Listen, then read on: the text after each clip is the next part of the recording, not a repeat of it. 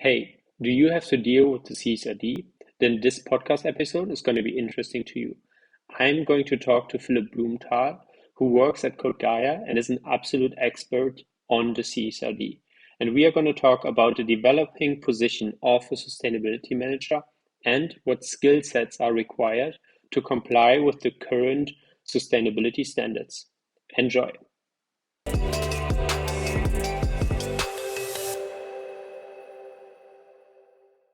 Hi, Philip. Thank you so much for taking the time to be in this podcast. For those of the listeners that don't know you yet, can you tell us a little bit about yourself? What are you doing right now? How did you get there? And what are you trying to achieve right now? Sure. So, yeah, my name's Philip. I work for a German-based software company that is currently trying to, as much as possible, reduce the administration burden of sustainability. So we apply this kind Mhm. of thinking in terms of collecting data and reporting. Those are the two primary areas we're trying to attack. The the reason we're going after those is because it's our opinion that most sustainability managers don't really want to be doing that work. They want to be Mhm. changing their organizations. And the reporting burden and the data gathering burden takes a lot of time. So the better tools we can provide sustainability managers for doing that, then in theory, the more impact that they can have in their organizations, which is for most of us why we went to university, specialized in sustainability. So that's what I'm doing currently. And prior to this, this might Mhm. help you give you some sort of explanation of why I feel the way I do and why we're trying to achieve what we achieve. So I've been involved Yeah. in environmental work, professional environmental work for about 10 years. And then I moved Okay. over to sustainability about 10 years ago. So I've been in around this working space for about 20 years. And there Mhm. aren't a whole lot of people who have got that length of experience, certainly in Central Europe in the corporate environment. I know there's a lot of policy people that have been around for a lot longer, and in the UK, to be doing this sort of thing for 20 years is not considered particularly special. And that's where I Mhm. come from. So I come from this UK background. New Zealand is where I started out, and then I moved to the UK, and it was mostly environmental, lots of environmental work, large infrastructure projects.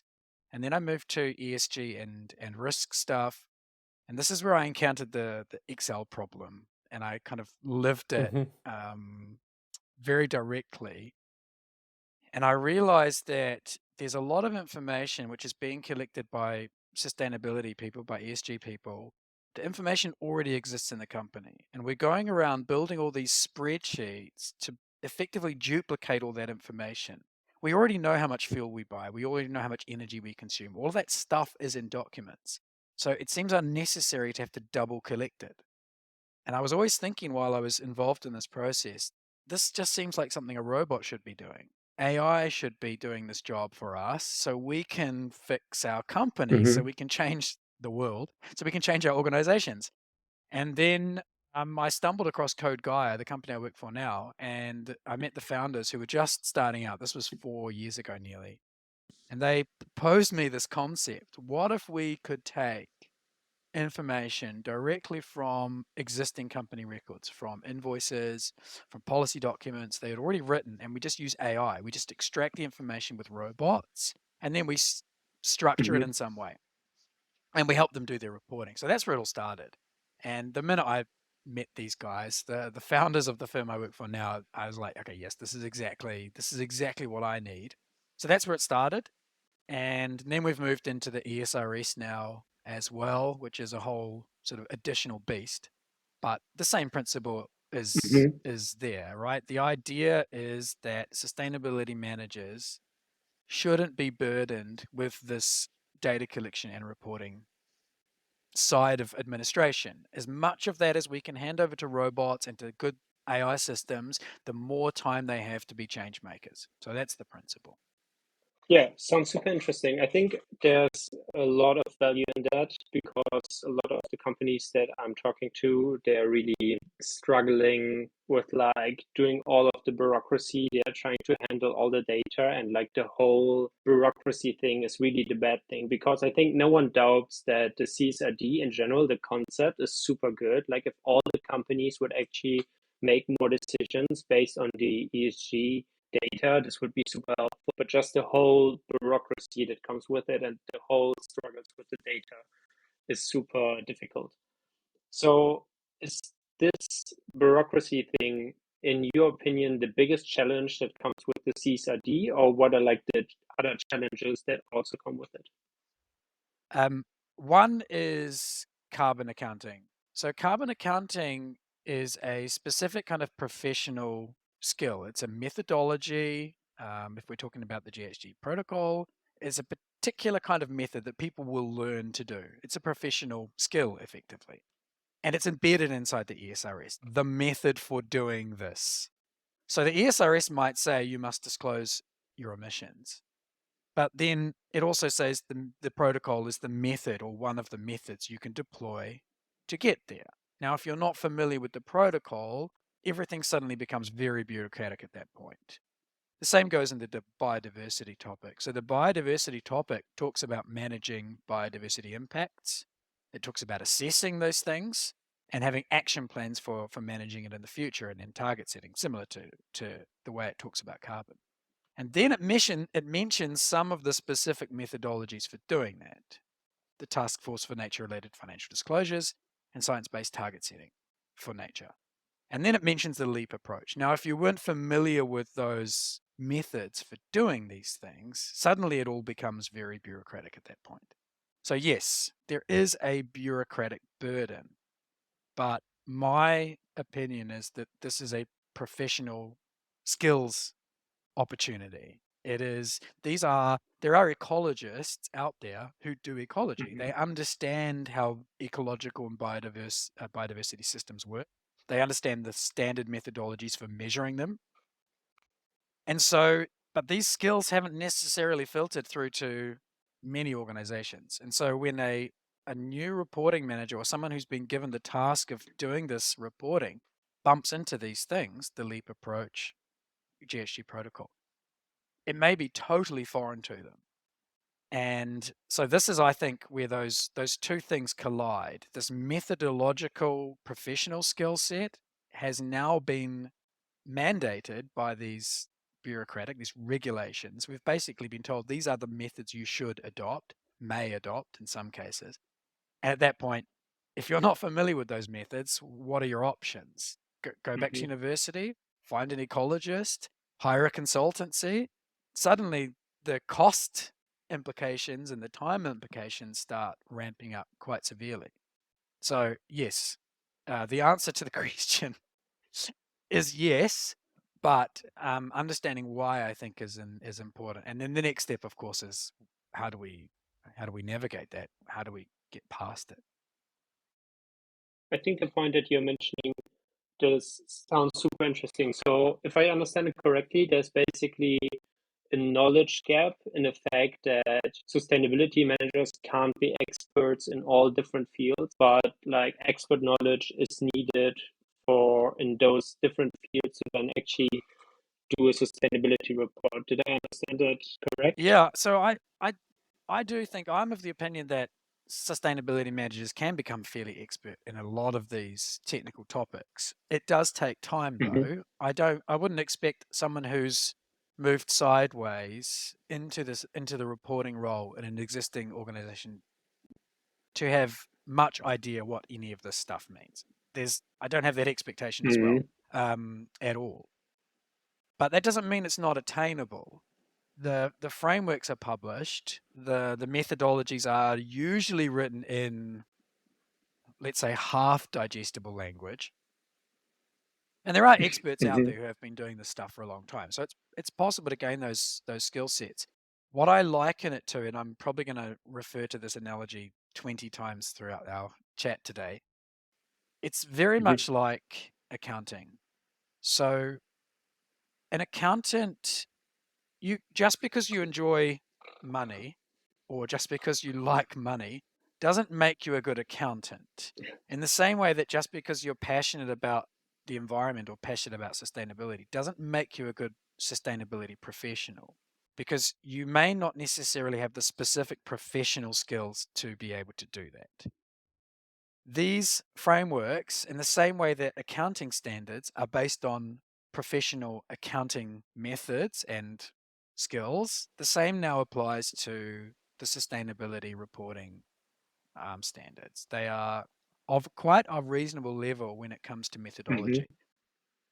And so if you don't have those skill sets, if you don't have those methodologies, it will be a lot more difficult than someone who does. The second part of this sort of analogy then is that I think what is happening with sustainability is having to start professionalizing.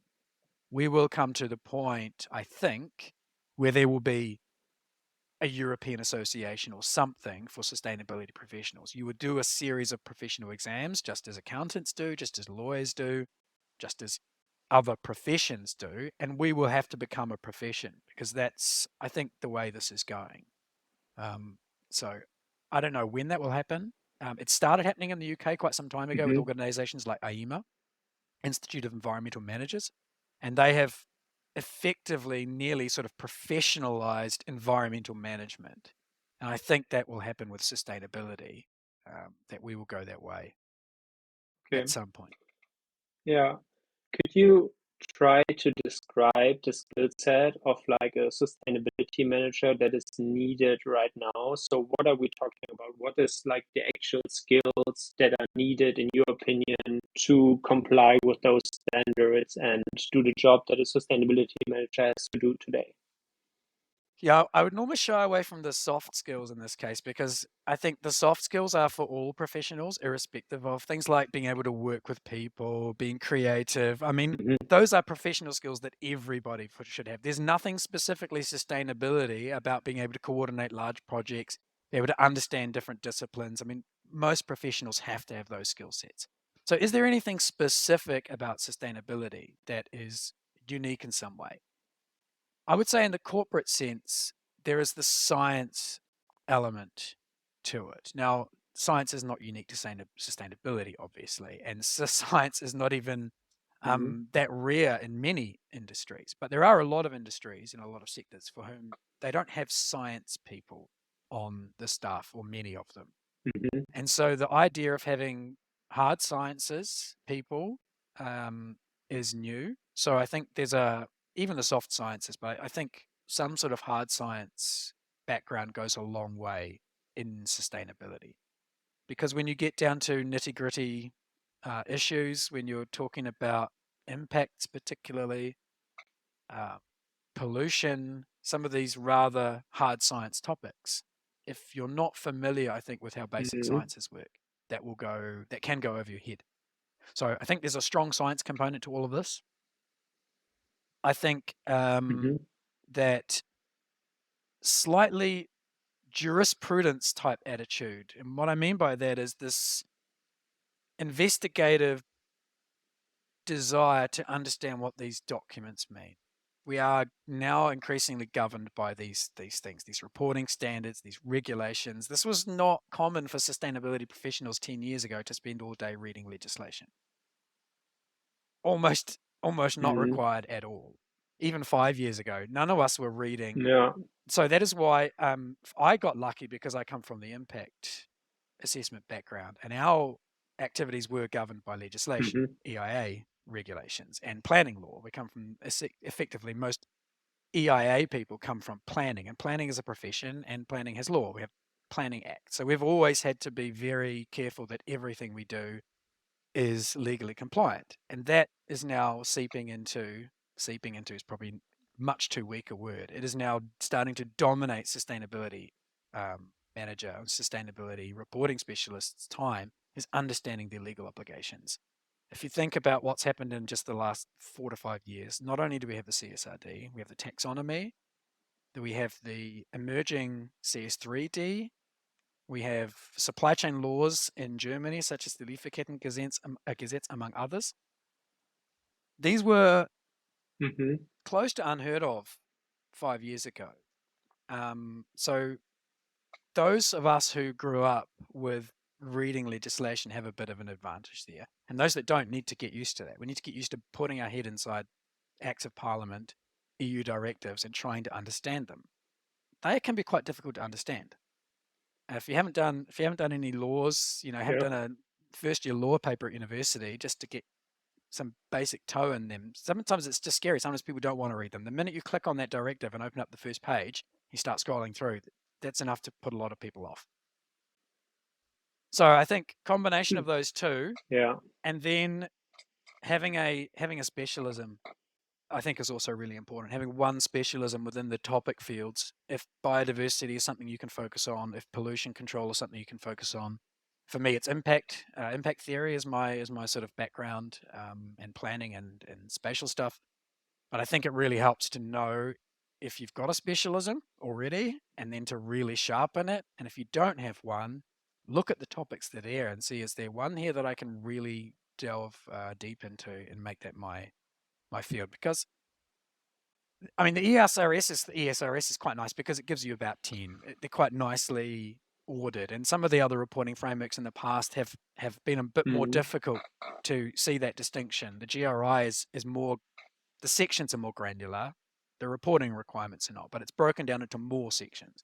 So it's harder to sort of see that. But the ESRS is actually a really good let's say just the list of sustainability matters. It's a really good thing. If I was in my sort of second or third year of university and someone showed me that list, I could quite happily see, okay, these are some interesting focus areas I might want to build my career around. So yeah, having one of those topics as a key own kind of technical skill set is, I think, really helpful. Yeah, so those would be, I think, the top three things that are in combination possibly unique to sustainability management, but I'm sure someone would find another profession where they're equally Yeah. applicable. Yeah. Let's say someone is listening to this podcast that has more of a controller background. So they are used to audits, but they have not done anything in the sustainability industry. Because I'm talking actually to quite a lot of companies that have now someone that is responsible for the CSRD that has no prior sustainability experience. Like, how could one approach to get those skills? Like, what are the first steps? What is like a must have? What are like, or how would they start this whole journey? My initial answer is probably going to make people angry, and that is read the standard. That is really, I cannot stress enough, if you are expected to be reporting under the CSRD, that is, you are preparing an ESRS sustainability statement of some kind, and you haven't read the standard, you are making a professional misstep, in my opinion. You need to read that standard. Get your head in there. It's dull. I read it when it first came out. I printed off the whole flipping thing into a PDF on my laptop, and I just read it on the train in and out of work every morning. And that's how I got my head around it. Just taking margin notes in the PDF, and I just read the whole thing. It's tedious work. It's a little bit like your monastery training, if we can use a religious analogy. These guys, the guys who have a certain belief about certain text, or if they value a certain text in a certain way, it's evident in their willingness to study that text, right? We know this from non-professional world. If people really think something is important, it would be obvious to us by the way they treat it, and if they actually read it or not. So I think it's kind of the same with the standards that apply to us. The first thing really is to get our heads around what these standards are saying, what words are used. They use words that may be new. Well, they use words in a specific context, which might be a new context. So you have to get the wording, get to understand what this is all. Get those words in your head, get the phrases in your head. That would be a very strong suggestion from someone who, now people who come from controlling are already familiar with this organizational wide policy standards type approach. They're already familiar with global, and I think that's why a lot of companies are moving their controlling people into this, doing the sideways move, because it does make sense in some respects. It also makes sense for CFO, Hmm. finance office related people to be involved, and sometimes it's comms people because they see the reporting exercise as primarily communication exercise, and sometimes it's from general counsel, so legal, right? They tend to be the parts of the organization who, if there isn't a dedicated sustainability function, that's where it's coming from. Those four kind of areas. Yeah, so controllers have an advantage that they're already familiar with this organizational, well, it's in the name, right? Organizational control. They're already familiar with having an oversight of what is, in theory, going on everywhere on certain measures or on certain activities, right? So that is critical. That Yeah. understanding, knowing that getting information organizational wide is not something you can leave till the last week of the year.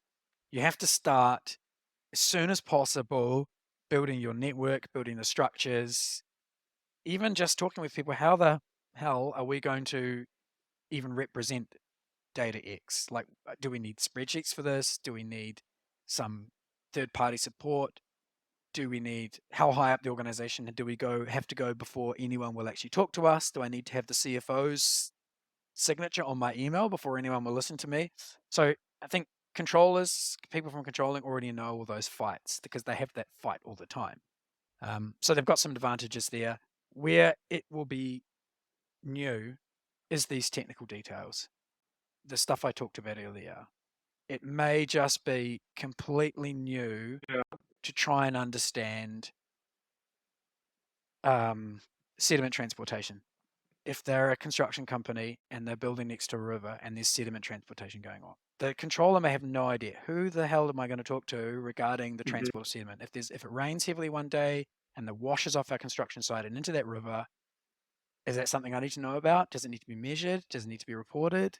Is that a material risk from organization? These are all things that Yeah. a maybe a site manager would know, or an environmental site manager should know. But is that connected to someone who's worked in controlling? So then we get to this. That's the gap there. I think is these specific topic technical skills. And if the stuff is not familiar to, it will be difficult. Where to start? The ESRS itself, and this is different if you're not reporting under the ESRS, but the ESRS suggests we start with double materiality and we start with trying to understand what our impacts are and then measure them in some way and then use that as the first step. And we involve our stakeholders in that process. Stakeholders are more Yeah. helpful than a lot of companies, I think, sometimes realize. Because using your stakeholders, using those external voices is kind of outsourcing your effort in some respects. They see it as a burden, right? I've got to contact these people. But it could be seen as outsourcing. Like if I am affecting people and I'm going to have to report about it, the best way to get that information is to just ask people and let them tell me what my impacts are. Yeah. Um, I would like to jump back to one thing that you said earlier, where you said that the first thing that people that are not familiar with sustainability is to like read the regulation. Is there like some cheat code for that, or some AI that can help, or something that can make this easier?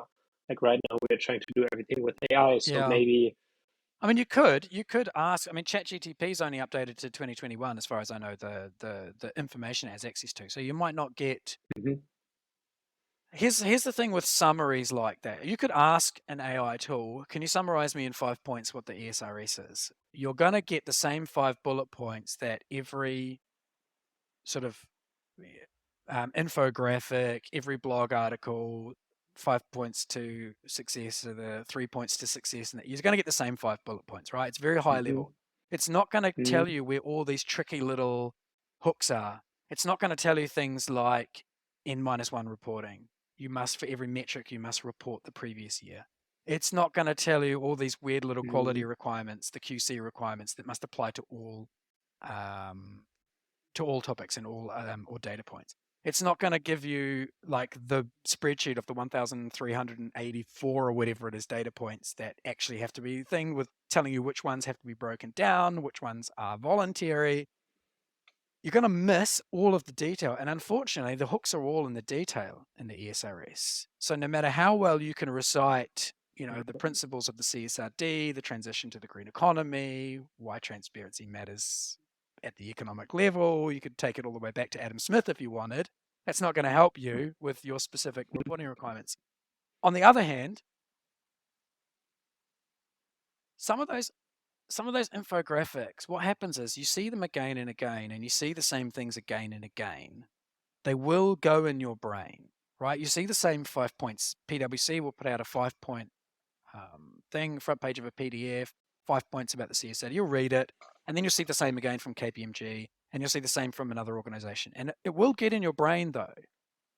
And then you'll start reading the CSRD for yourself, or the ESRS for yourself, and you'll see that stuff. And it will make sense because your brain was already prepped by those. They do serve a purpose, those infographics and those shorthand things. They serve a purpose because they prepare your brain. They orientate you and they give you some language. And then you read the stuff and you're like, oh, okay, now I get it. And then the next level is you read further, and then you're able to critique. Then you are able to critique those very high level, surface level, because you've actually started reading deeper. And you're going, hold on, but this is a variation on that rule, or this is a modified approach that applies only for this topic. So my advice then is actually you can use those cheat things at the same time. It is a good idea. I've read tons of them. I've constantly, I mean, my LinkedIn is bombarded with them, but I still look at them all, even though, I guess I consider myself relatively advanced in this process, but I still look at them all. I want to see, like, is this still making sense? Have I got it wrong? Someone finds something that I just didn't spot when I was looking, then it's a good learning for me. Or I'm able to say, okay, I'm now getting a feel for the advice that's going around in the market, and then you can start picking up some of the things where you think people may have misinterpreted. And I know there's a few voices on LinkedIn in particular who've been doing that recently, and I'm quite interested in what they're saying. They've started noticing some of the initial moves that are being made, and it's quite interesting what the praxis is now, right? Because companies are starting to practice the ESRS now, and you're seeing these variations in praxis. This will all converge over the next 2 years, which leads me to the last kind of piece of advice: is make the mistakes now, because for most smaller companies, in fact, for almost everybody, reporting is still voluntary, and we've still got this phase-in period till 2028, by which point pretty much everybody is caught, including foreign entities with foreign companies with European-based entities. So we've got some years. Far better to make an absolute mess of it now, when you're still doing a voluntary report, than to wait, because you put out a voluntary report and let it get hacked to pieces. Let your peers rip it to shreds. Let your competitors see it and laugh and rip it to shreds. And then when theirs comes out, do the same. Look at their one. What are they doing? How are they reporting? We're going to have this first 2 years first 1 year now almost, of everybody making these mistakes, so the market will converge. Standard approaches will develop. And so it's no surprise that a lot of people have no idea what they're doing. There are no examples. Well, there are very few examples. And we need 500 reports. We need all the big European firms need to have their first reports out at the end of this year, so everyone can start looking at them. And then the time you spent on the train reading that ESRS, you'll look at a report and it will all make sense, and you'll know exactly why they've said what they're saying. Yeah, no, that's a very good point. Yeah, I'm looking forward to the point where everybody is like, yeah, feedbacking each other's reports, and we can actually start to improve. And once everybody has the first report out, I think that there's like quite a steep learning curve that will occur, and then this will actually get a lot better. Also, the reason why I asked about some AI tool or about some cheat code is that a lot of companies also approaching us, and they are asking for some recommendations or some tip or some free material. Do you know anything, or do you have any free material that can help companies to get started, or do you have any tips or recommendations that is just useful for companies that are in the beginning and are just trying to figure it out? So one thing we actually do in our software at Code Gaia is try to turn previous reports into ESRS information in some way. So we've instructed Mhm. our AI to extract, to basically a company can upload their previous report. We've instructed our AI, go through this report and extract the stuff which looks like it would be an impact if it was an ESRS report. Look for the stuff and extract the stuff that looks like Mhm. it would be risks and opportunities if it was ESRS. Extract the stakeholders if this was, and so it goes through it, and obviously it's guesswork to a degree, but it's actually quite intelligent. I mean, these language models have come a long Mhm. way, and so what it does is it's using that previous work to build the starting point. So, and if you don't have AI tools of your own, you can always kind of, I mean, you don't always need artificial intelligence, right? There is natural intelligence as well. So you can start with your existing policies, your existing documents. What has my company already said? And impacts is a really good one. Starting out with your impacts and your stakeholders. What has my company already said about impacts? The impacts we have. What have we already said? Have we got legal controls somewhere? Like, do we have pollution controls on any of our plant? As soon as you're being regulated by something environmental, that means the government is trying to manage a negative impact. There you go. You're starting to populate your list of negative impacts. It's often there in the organization already. You can find this stuff by looking around and reading. Stakeholders is the same. Who have we talked to in the past? Like, who do we talk to? Find those people, organizations, give them categories, and start using those as the beginnings of your double materiality process.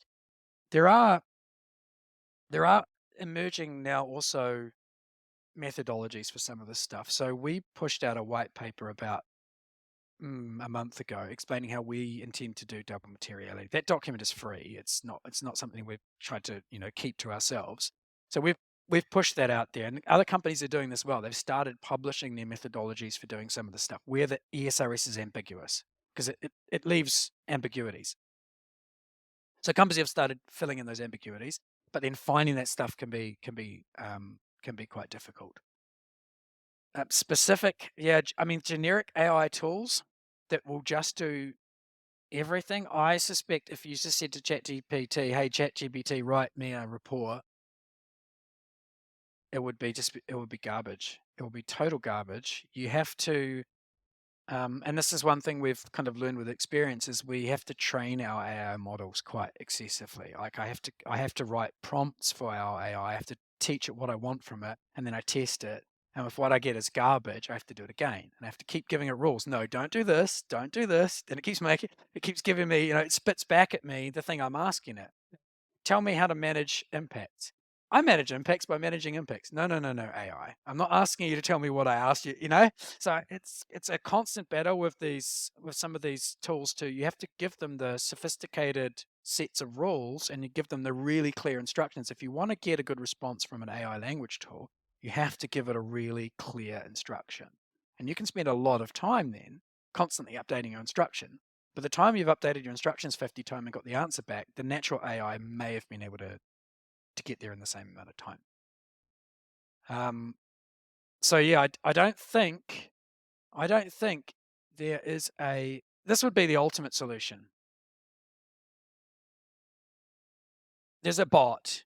You plug it into your company somehow. You plug it in.